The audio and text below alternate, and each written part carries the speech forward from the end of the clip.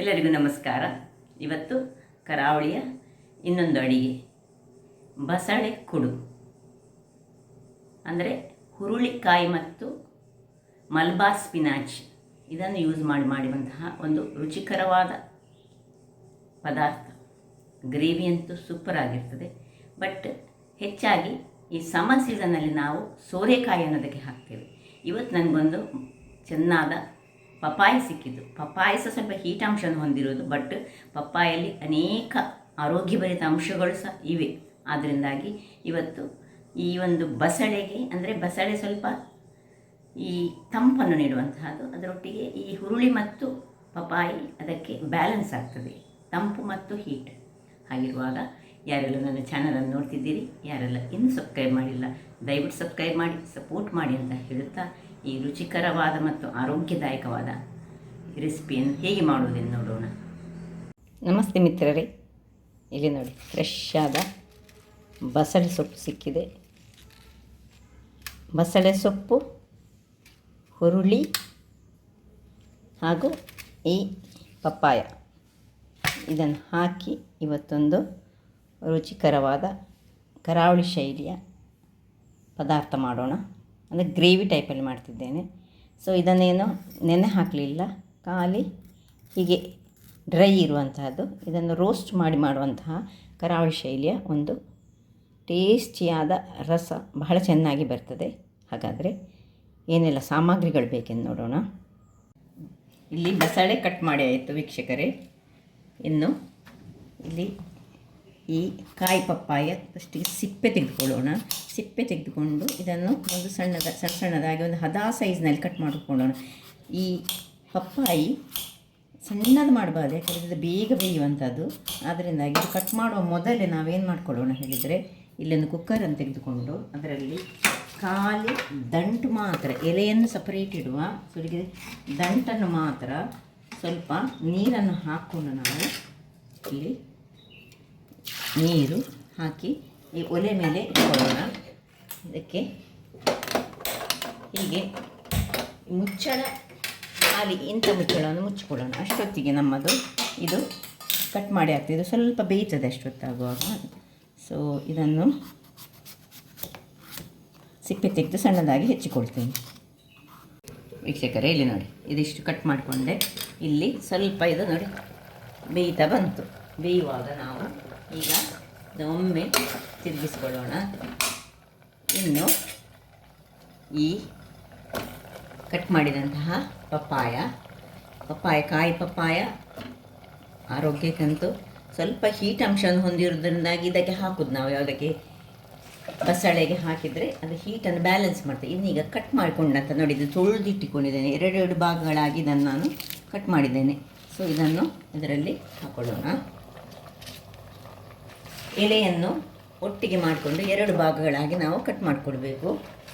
ಈಗ ಇದಕ್ಕೆ ಇಷ್ಟಾದ ಮೇಲೆ ನಾವು ಸ್ವಲ್ಪ ಉಪ್ಪು ಎಲ್ಲ ಹಾಕೊಂಡ ಮೇಲೆ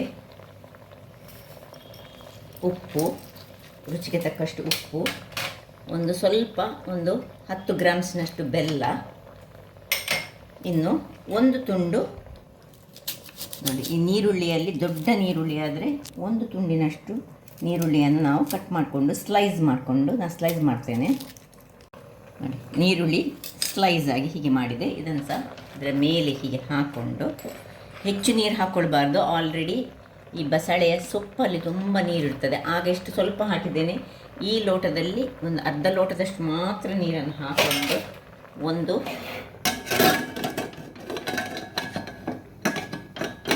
ಒಂದು ವಿಸಿಲ್ ತೆಗೆದುಕೊಳ್ಳೋಣ.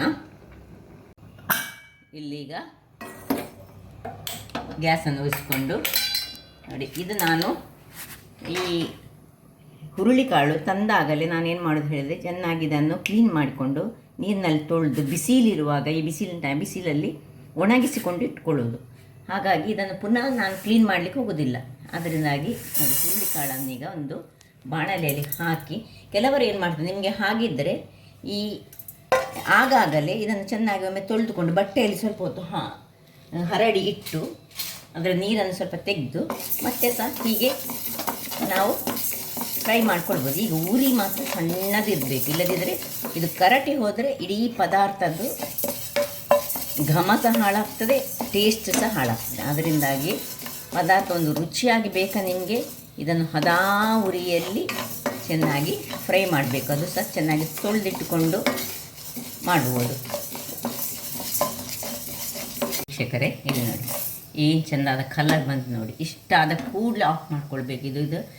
ಇದಕ್ಕಿಂತ ಹೆಚ್ಚಾದರೆ ಇದು ಏನಾಗ್ತದೆ ಹೇಳಿದರೆ ಕರಟ್ ಹೋಗ್ತದೆ. ನೋಡಿ ಕಲರ್ ನೋಡಿ ಏನು ಚೆನ್ನಾಗಿ. ಇದನ್ನೀಗ ಸ್ವಲ್ಪ ತಣ್ಣಗಾಗಲಿಕ್ಕೆ ಬಿಡೋಣ. ವೀಕ್ಷಕರೇ, ಇದು ನೋಡಿ 2 ವಿಸಿಲ್ ಆಯಿತು. ಇದನ್ನು ನಾನೀಗ ಆಫ್ ಮಾಡ್ಕೊಳ್ತಿದ್ದೇನೆ. ನೋಡಿ ಇದು ಇಲ್ಲಿ ತಣ್ಣಗಾಗಿದೆ. ಹೇಗೆ ನಿಮಗೆ ಸೌಂಡ್ ಕೇಳ್ಬೋದು. ಒಂದು ಬಾಯಲ್ಲಿ ಹಾಕಿದ ಕೂಡಲೇ ಒಳ್ಳೆ ಈಗ ಇದನ್ನೀಗ ಇದರಲ್ಲೇ ಮಾಡ್ಬೋದು. ಇದು ಕಬ್ಬಿಣದ ಬಣಾಲೆ ಅದರಿಂದಾಗಿ ಹೀಗೆ ಮಾಡಿದರೆ ಸ್ವಲ್ಪ 2 ಭಾಗ ಆಗುವ ಹಾಗೆ ಸ್ವಲ್ಪ ಒಂದು ಕಲ್ಲಿನಲ್ಲಿ ಅಥವಾ ಕುಟಾಣಿಯಲ್ಲಿ ಮಾಡಿದರೆ ಸಾಕ್ತದೆ. ಹೀಗೆ ಇದನ್ನು 2 ಭಾಗಗಳಾಗಿ ಮಾಡಿಕೊಂಡು ಅದರ ಸಿಪ್ಪೆಯನ್ನು ಹೀಗೆ ಅದರಲ್ಲಿ ಭಾಗ ಮಾಡುವಾಗ ಹೀಗೆ ಸಿಪ್ಪೆ ಬರ್ತದೆ. ಈ ಸಿಪ್ಪೆಯನ್ನು ನೋಡಿ, ಈ ಸಿಪ್ಪೆಯನ್ನು ಡಿಸ್ಕಾರ್ಡ್ ಮಾಡಿಕೊಳ್ಬೇಕು. ಮತ್ತು ಉಳಿದದನ್ನು ನಾವೀಗ ಯೂಸ್ ಮಾಡಿಕೊಳ್ಳಿಕ್ಕೆ. ವೀಕ್ಷಕರೇ, ಇದಾಯಿತು. ಈಗ ಇದನ್ನು ನಾವು ಒಂದು ಬೇರೆ ಪಾತ್ರೆಗೆ ಟ್ರಾನ್ಸ್ಫರ್ ಮಾಡಿಕೊಳ್ಳೋಣ. ಈಗ ಇದೇ ಬಾಣಲೆಯನ್ನು ನಾನು ಇಟ್ಕೊಂಡು ನೋಡಿ, ಇದನ್ನು ಬೇಕಿದ್ರೆ ಡಿಸ್ಕಾರ್ಡ್ ಮಾಡ್ಕೊಳ್ಬೋದು. ಇದು ಪೌಡರ್ ಮಾತ್ರ ಇದ್ದರೆ ಸಾಕ್ತದೆ. ನೋಡಿ ಯಾವ ರೀತಿಯಲ್ಲಿ ಹುರುಳಿ ಈ ರೀತಿ ಬಂತು. ಈಗ ಇದೇ ಬಾಣಲೆಯನ್ನು ಇಟ್ಟುಕೊಂಡು ನಾವೀಗ ಇದನ್ನು ಬಿಸಿ ಆಗಲಿಕ್ಕೆ ಇಟ್ಕೊಳ್ಳೋದು. ಮಸಾಲೆ ಹುರಿಯೋಣ. ಇಲ್ಲಿ ಈಗ ಚೆನ್ನಾಗಿ ಫ್ರೈ ಆಯಿತು. ಇನ್ನು ಈಗ ಕೊನೆಗೆ ಸಾಸಿವೆಯನ್ನು ಹಾಕೊಳ್ಳೋಣ. ಸೊ ಸಾಸಿವೆಯನ್ನು ಪಟ ಕುಡಿಯುವಾಗ ಇದನ್ನು ಆಫ್ ಮಾಡಿಕೊಳ್ಳೋದು. ಆಮೇಲೆ ತಣ್ಣಗಾಗಲಿಕ್ಕೆ ಬಿಡೋಣ. ವೀಕ್ಷಕರೇ, ಇದೀಗ ತಣ್ಣಗಾಯಿತು ನೋಡಿ. ಇದನ್ನೀಗ ಒಂದು ಮಿಕ್ಸಿ ಜಾರಿಗೆ ಹಾಕೊಳ್ಳೋಣ.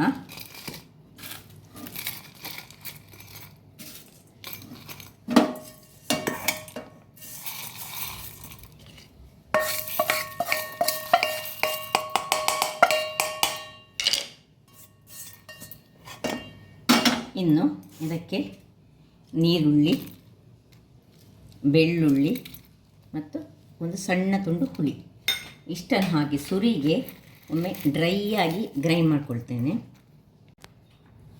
ನೋಡಿ ಈ ರೀತಿ ಫುಲ್ಲೇನು ಗ್ರೈಂಡ್ ಆಗೋದಿಲ್ಲ. ಈಗ ನಾವು ಯಾಕೆ ಹೇಳಿದರೆ, ಇಲ್ಲದಿದ್ದರೆ ಕರೆಕ್ಟಾಗಿ ಮೆಣಸೆಲ್ಲ ಫ್ರೈ ಆಗೋದಿಲ್ಲ. ಅದಕ್ಕೋಸ್ಕರ ಈಗ ಇದಕ್ಕೆ ಸ್ವಲ್ಪ ಹಳದಿಯ ಪೌಡರ್ ಹಾಕೊಳ್ಳೋಣ. ಒಂದು ಅರ್ಧ ಚಮಚದಷ್ಟು ಹಳದಿಯ ಪೌಡರು.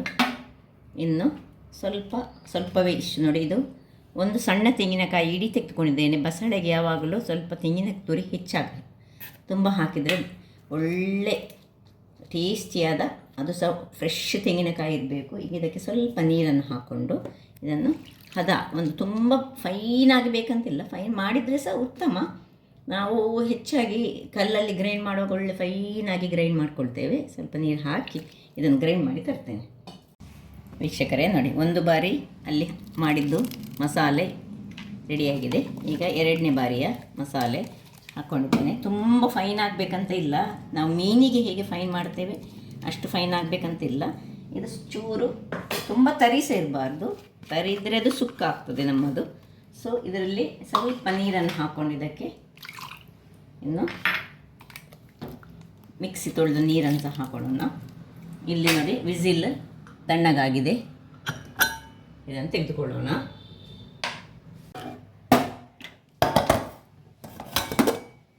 ಒಳ್ಳೆ ಬೆಂದಿದೆ. ಇದರಲ್ಲಿ ನೀರುಂಟು, ಅದರಿಂದಾಗಿ ಮಸಾಲೆಗೆ ನಾವು ಹೆಚ್ಚು ನೀರನ್ನು ಹಾಕ್ಕೊಳ್ಳಿಕ್ಕಿಲ್ಲ.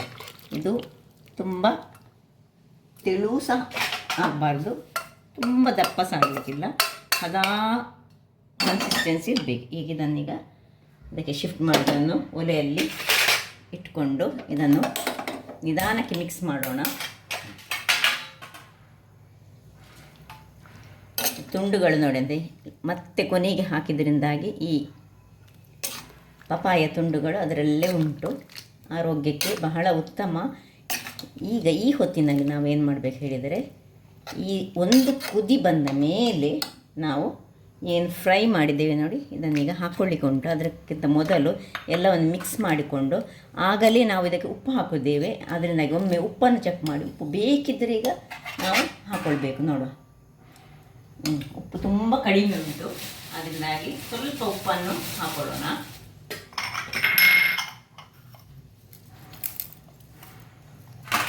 ಮಿಕ್ಸ್ ಮಾಡಿ ಒಂದು ಕುದಿ ಬರಲಿ, ಒಂದೇ ಒಂದು ಸಿಂಗಲ್ ಕುದಿ ವೀಕ್ಷಕರೇ, ಇಲ್ಲಿ ನೋಡಿ ಒಂದು ಸಿಂಗಲ್ ಕುದಿ ಬರಲಿಕ್ಕೆ ಶುರುವಾಗುತ್ತೆ.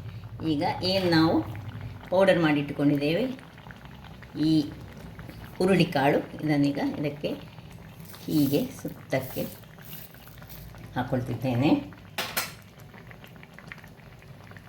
ಹಾಕ್ಕೊಂಡು ಈಗ ಇದನ್ನು ಸ್ವಲ್ಪ ಚೆನ್ನಾಗಿ ತಿರುಗಿಸ್ಕೊಳ್ಳೋಣ. ಇಲ್ಲಿ ನಿಮಗೆ ಇದು ಸ್ವಲ್ಪ ದಪ್ಪ ಅಂತ ಕಾಣ್ತಾ ಉಂಟು ನನಗೆ, ಯಾಕೆ ಹೇಳಿದರೆ ಇನ್ನೂ ಸಹ ಇದು ಈ ಹುರುಳಿಕಾಳು ಸೇರಿದ ಕೂಡಲೇ ಇನ್ನೂ ದಪ್ಪ ಆಗ್ತದೆ. ಅದರಿಂದಾಗಿ ಇದಕ್ಕೆ ಒಂದು ಅರ್ಧ ಲೋಟದಷ್ಟು ನೀರನ್ನು ಹಾಕ್ಕೊಳ್ತಿದ್ದೇನೆ ನಾನು. ಇನ್ನು ಚೆನ್ನಾಗಿ ತಿರುಗಿಸಿಕೊಂಡು ಮುಚ್ಚಳ ಮುಚ್ಚಿ ಒಂದು 5 ರಿಂದ 7 ನಿಮಿಷಗಳ ಕಾಲ ಬೇಯಿಸ್ಕೊಳ್ಳೋಣ. ವೀಕ್ಷಕರೇ, ಇದು ನೋಡಿ ಒಳ್ಳೆ ಕುದೀತಾ ಉಂಟು. ಇಲ್ಲೀಗ ನಾನು ಒಂದು ಒಗ್ಗರಣೆಗೆ ರೆಡಿ ಮಾಡ್ತಿದ್ದೇನೆ. ಒಲೆ ಒರೆಸಿಕೊಂಡಿದ್ದೇನೆ, ಸಣ್ಣ ಒಂದು ಒಗ್ಗರಣೆ ಪಾತ್ರೆ ಇಟ್ಟುಕೊಂಡಿದ್ದೇನೆ. 2 ಚಮಚದಷ್ಟು ಎಣ್ಣೆ ಬಿಸಿ ಆಗುವಾಗ ಇಲ್ಲಿ 3 ಸಣ್ಣದಾದರೆ 4 ಹಾಕ್ಕೊಳ್ಳಿ ಬೆಳ್ಳುಳ್ಳಿಯನ್ನು ಹಾಕ್ಕೊಳ್ಳೋಣ. ಬೆಳ್ಳುಳ್ಳಿ ಚೂರು ಅದರಲ್ಲಿ ಸ್ವಲ್ಪ ಕಲರ್ ಚೇಂಜ್ ಆಗಬೇಕು. ಕಲರ್ ಚೇಂಜ್ ಆಗುವಾಗ ಸಾಸಿವೆಯನ್ನು ಹಾಕೊಳ್ಳೋಣ. ಸಾಸಿವೆ ಒಟ್ಟಿಗೆ ಒಂದು ಒಗ್ಗರಣೆಯ ಸೊಪ್ಪಿನೊಟ್ಟಿಗೆ ಸ್ವಲ್ಪ ಇದು ತಿರುಗಿಸ್ಕೊಳ್ಳೋಣ. ನೋಡಿ, ಯಾವಾಗ ಬೆಳ್ಳುಳ್ಳಿ ಕಪ್ಪಾಯಿತು ಆಫ್ ಮಾಡ್ಕೊಳ್ಳೋಣ. ಇನ್ನು ಇದಕ್ಕೆ ಶಿಫ್ಟ್ ಮಾಡಿಕೊಂಡು ಕೂಡಲೇ ಮುಚ್ಚಳವನ್ನು ಮುಚ್ಕೊಳ್ಳೋಣ. ಕೂಡಲೇ ಆಫ್ ಮಾಡ್ಕೊಂಡಿದ್ದೇನೆ ಒಗ್ಗರಣೆ ಹಾಕಿದ ಕೂಡಲೇ. ಈಗ ಸರ್ವ್ ಮಾಡೋಣ. ನೋಡಿ ಹೇಗೆ ಬಂದಿದೆ ನೋಡಿ, ಪರಿಮಳ ಅಂತೂ ಅದ್ಭುತವಾಗಿ ಬರ್ತಾ ಉಂಟು. ನೋಡಿ ಪೀಸಸ್ ನೋಡಿ, ಹೀಗೆ ಸಹ ಇದೇ ರೀತಿ ಸೋರೆಕಾಯಿಯನ್ನು ಹಾಕಿ ಸಹ ಮಾಡ್ಕೊಳ್ಬೋದು. ಆದರೆ ಸೋರೆಕಾಯಿ ಸಹ ತಂಪಾಂಶವನ್ನು ಹೊಂದಿರುವಂತಹದ್ದು, ಅದು ಬಸಳೆ ಸಹ ತಂಪು. ಹಾಗಿರುವಾಗ 2 ತಂಪಾಗಬಾರ್ದು ಅಂತ ಹೇಳಿ ನಮ್ಮ ಹಿರಿಯರು ಪಪ್ಪಾಯನ್ನು ಹಾಕಬೇಕು ಹೇಳ್ತಾರೆ. ಸೋರೆಕಾಯಿ ಹಾಕಿದರೆ ಸಹ ಬಹಳ ಚೆನ್ನಾಗಿ ಬರ್ತದೆ. ಅದರೊಟ್ಟಿಗೆ ಹುರುಳಿಕಾಳು ಸಹ ಆರೋಗ್ಯಕ್ಕೆ, ಅಂದರೆ ಕೈಕಾಲುಗಳನ್ನು ಗಟ್ಟಿಮುಟ್ಟಾಗಿ ಬಲಯುತವಾಗಿ ಮಾಡುವಂತಹದ್ದು. ನೋಡಿ, ಇನ್ನೂ ಸಹ ಬೇಕಿದ್ರೆ ಸ್ವಲ್ಪ ಹೊತ್ತಲ್ಲಿ ಇನ್ನೊಂದು ದಪ್ಪ ಆಗ್ತದೆ. ಯಾಕೆ ಹೇಳಿದರೆ ಹುರುಳಿಕಾಳು ಪ್ಲಸ್ ಈ ಒಂದು ಪಪ್ಪಾಯ ಇದರಲ್ಲಿ ಮಿಕ್ಸ್ ಆಗುವಾಗ ಅದು ಇನ್ನೂ ಸಹ ದಪ್ಪನಾಗಿ ಬರ್ತದೆ. ಸೊ ನೋಡಿದ್ರಲ್ಲ ವೀಕ್ಷಕರೇ, ಒಂದು ಸುಲಭ ರೀತಿಯಲ್ಲಿ ಮಾಡುವಂತಹ ಕರಾವಳಿ ಶೈಲಿಯ ಒಂದು ಪದಾರ್ಥ. ಹಾಗಾದರೆ ನನ್ನ ಈ ಕುಕಿಂಗ್ ಚಾನಲ್ ನಿಮಗೆ ಇಷ್ಟ ಆದರೆ ಬೋಳೂರು ಸುವರ್ಣ ಚಾನಲನ್ನು ಲೈಕ್ ಮಾಡಿ, ಶೇರ್ ಮಾಡಿ ಹಾಗೂ ಸಬ್ಸ್ಕ್ರೈಬ್ ಮಾಡಿ ಹಾಗೂ ನನ್ನ ಇನ್ಸ್ಟಾಗ್ರಾಮ್ ಪೇಜನ್ನು ಫಾಲೋ ಮಾಡಿ. ಧನ್ಯವಾದಗಳು.